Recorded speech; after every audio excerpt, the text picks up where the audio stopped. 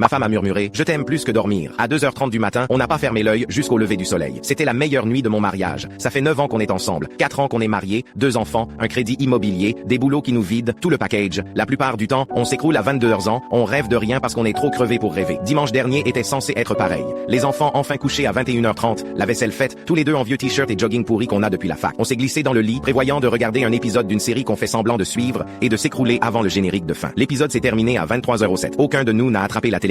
Elle s'est retournée, a posé son menton sur ma poitrine et a demandé si tu ne pouvais manger qu'un seul snack de station-service pour le reste de ta vie, ce serait quoi? J'ai dit des takis. Elle a dit ces petits donuts miniatures au sucre glace. 30 minutes plus tard, on classait tous les snacks de station-service de France comme si c'était les Jeux Olympiques et qu'on était les seuls juges qui comptaient. Le beef jerky a eu le bronze. Les pains au miel ont pris l'argent. On s'est disputé pendant 15 minutes pour savoir si les boissons à la fontaine comptaient comme des snacks. À minuit, on était passé aux pires expériences d'hôtel. Elle m'a raconté la fois où elle avait trouvé l'appareil dentaire d'un inconnu dans sa tête d'oreiller à Phoenix. Je lui ai raconté le cafard qui m'avait rampé sur le visage à la Nouvelle-Orléans. On riait tellement fort que le lit tremblait. J'avais les yeux qui piquaient. J'avais une réunion à 7h100 du matin et elle devait faire le covoiturage à 6h45. Le lundi matin allait nous massacrer. J'ai essayé d'être responsable. Chérie, on doit vraiment dormir. Elle a fait une fausse moue et a tendu la main vers la lampe. Puis elle a retiré sa main d'un coup et a dit d'accord mais vite fait. C'est quoi un film que tu aimes en secret et que tu as honte d'admettre? J'ai marmonné. Princesse malgré elle aussi. Elle a ri tellement fort qu'elle a failli tomber du lit. Puis elle a avoué qu'elle pleure à chaque fois que Simba est soulevé sur le rocher de la fierté. On était carrément assis maintenant. La lampe allumée, échangeant des confessions comme des ados qui venaient de se rencontrer. À 1h15, on a inventé un jeu appelé Tu préfères perdre ton téléphone ou ta main dominante pendant un mois. Elle a choisi le téléphone sans hésiter. J'ai choisi la main parce que je suis apparemment accro à mon téléphone et j'ai besoin d'une thérapie. À 1h40,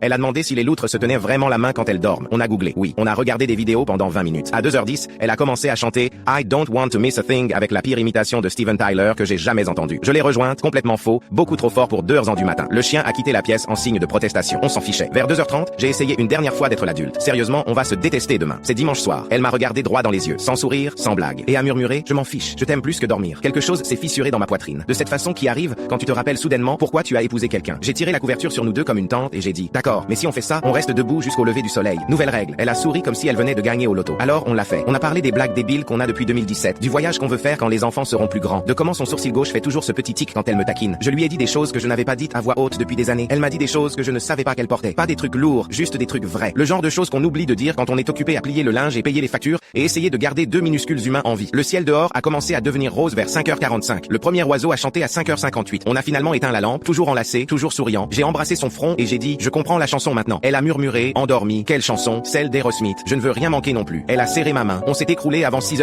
On était complètement mort le lundi. Je me suis endormi debout sous la douche. Elle a mis le jus d'orange dans le placard. J'ai complètement raté ma réunion. Mon chef m'a demandé si j'étais malade. Elle a oublié de récupérer un des enfants du covoiturage et a dû faire demi-tour. On s'est regardé à travers la cuisine ce soir-là, tous les deux à moitié morts, des poches sous les yeux, tenant le coup avec du café et de l'entêtement. Elle a dit ça valait le coup? J'ai dit chaque seconde. 9 ans ensemble et mon truc préféré c'est toujours juste de parler avec elle.